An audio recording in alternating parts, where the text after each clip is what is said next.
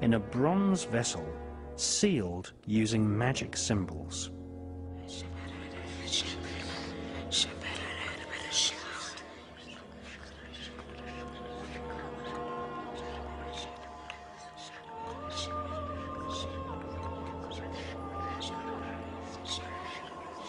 The Goetia explains how the spirits can be compelled into obedience.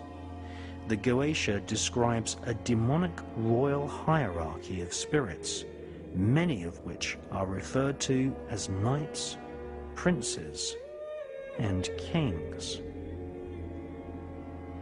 King Solomon ruled ancient Israel from the year 970 to 928 BC. Satanists, occultists, and Freemasons worldwide venerate the memory of King Solomon, who owned a magic ring engraved with a symbol called the Seal of Solomon. A symbol called the Seal of Solomon. This gave him power over the invisible monarchy of demons. This Seal of Solomon is better known as the Star of David. It is this symbol which is encoded into the $1 bill and is also the flag of Israel.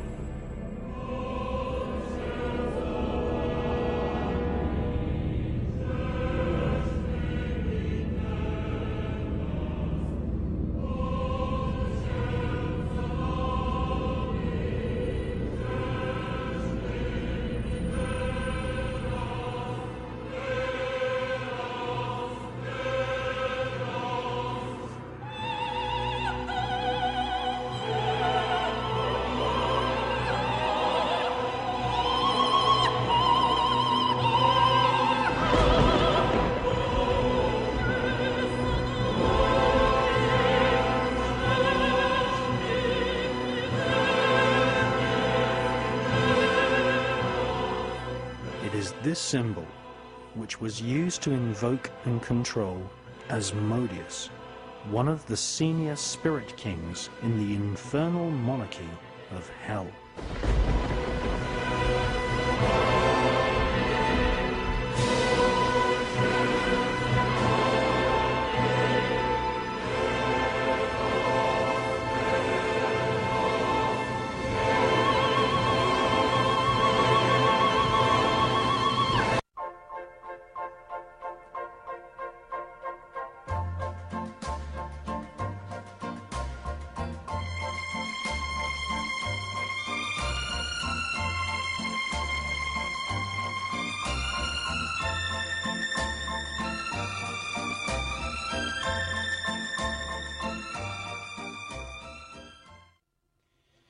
Well, David Icke's book, The Biggest Secret, is one of my all-time favourite books. There is a section in there talking about a character called Pindar, who apparently is the boss of some of these satanic councils or satanic groups in America, and he also attends rituals in Europe. And according to some of the sources which David Icke used for his book, Pindar, this character, is otherwise known as the Marquis de Libu, or the Marquis of Libu. So there is a section in the book saying, you know, can you give us any more information? And David Icke requests the reader, you know, if you've got any information, then come forward. Now, a good friend of mine actually wrote a book called The Way of the Dragon, and it's an excellent book. It's all in French. And I have, you know, French grandparents, so it's quite easy for me to be able to research ancient French documents. Now, Le Bout was suggested to me by my friend as possibly being an anagram of the old French term, which is Bilu or Biliou.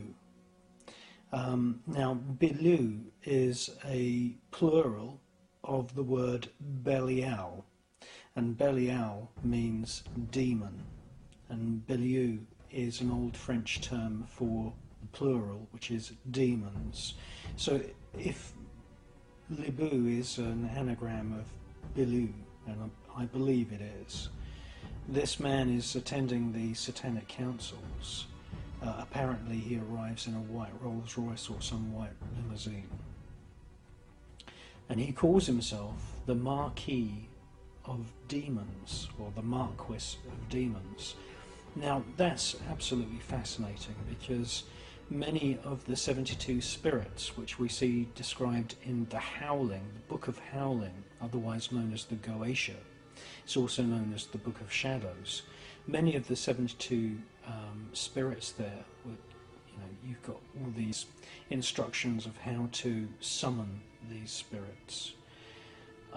Many of them are marquises, many of them are dukes, presidents, kings.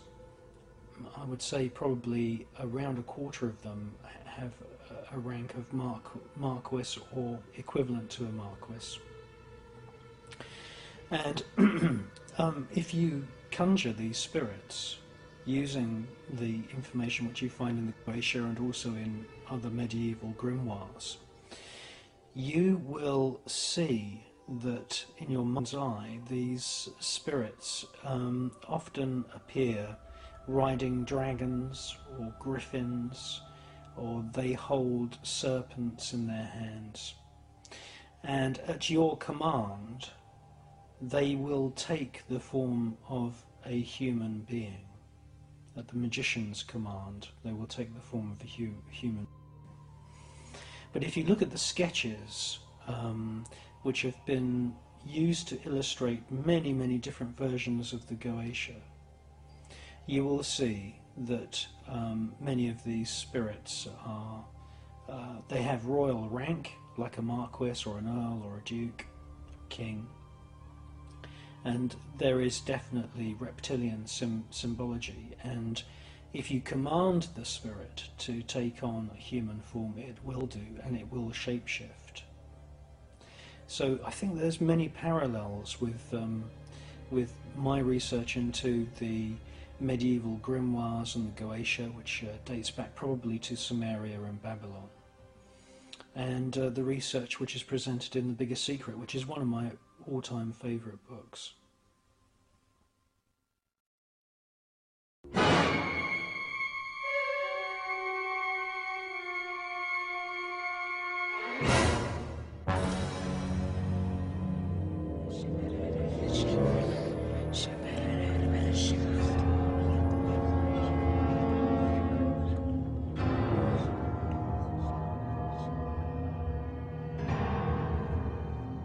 Asmodeus, who often appears as a classic devil creature, can be found inside the church of Rennes-le-Château in the Languedoc region of southern France. This church was transformed into a Kabbalistic temple masquerading as an ordinary village church in the 1880s by Abbé Saunière, who discovered documents from King Solomon's temple stashed inside the altar.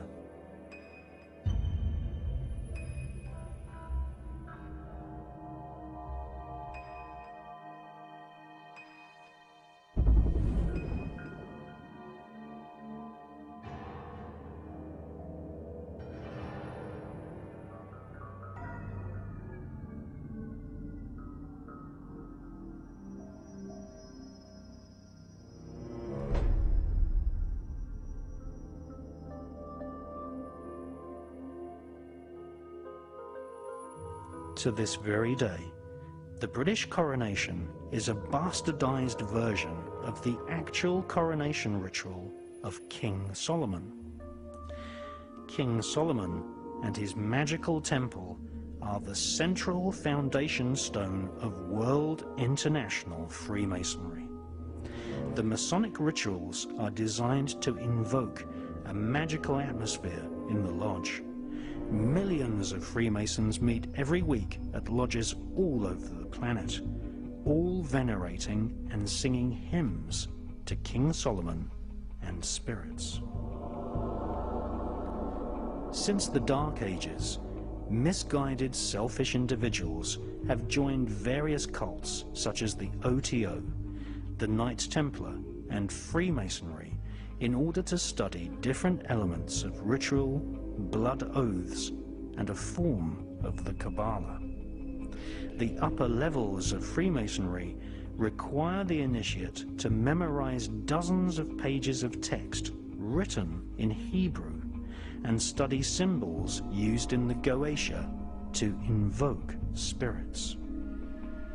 The Templars and Masons have been led by senior royals since the beginning.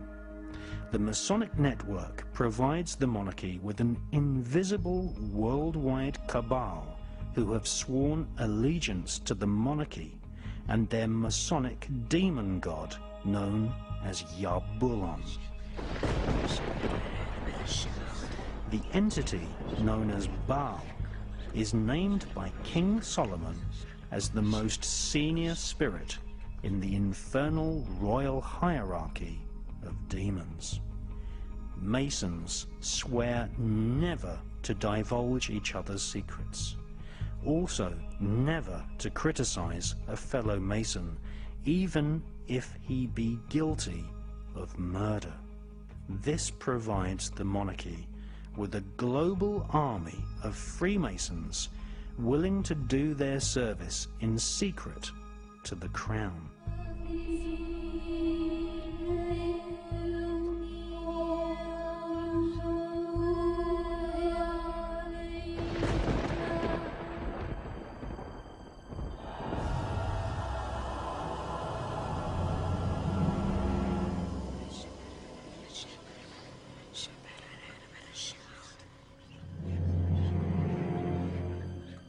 To the British royals of the Middle Ages, murder by magic was accepted as fact. Queen Elizabeth I and King Henry VIII ruled Britain at a time when the black arts of witchcraft and poisoning were inseparably linked.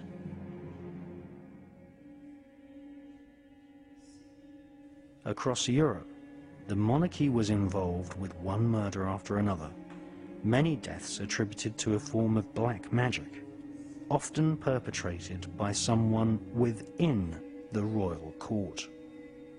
In 1388, the Queen of Aragon was accused of the attempted murder of her own son by using witchcraft.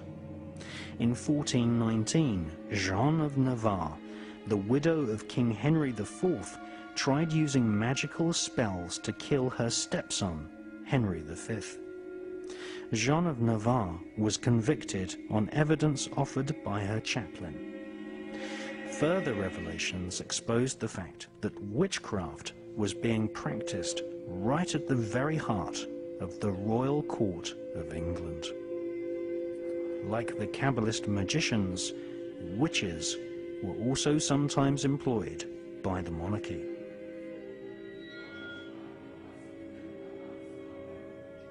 Medieval witches would often make wax figurines resembling the likeness of the intended victim.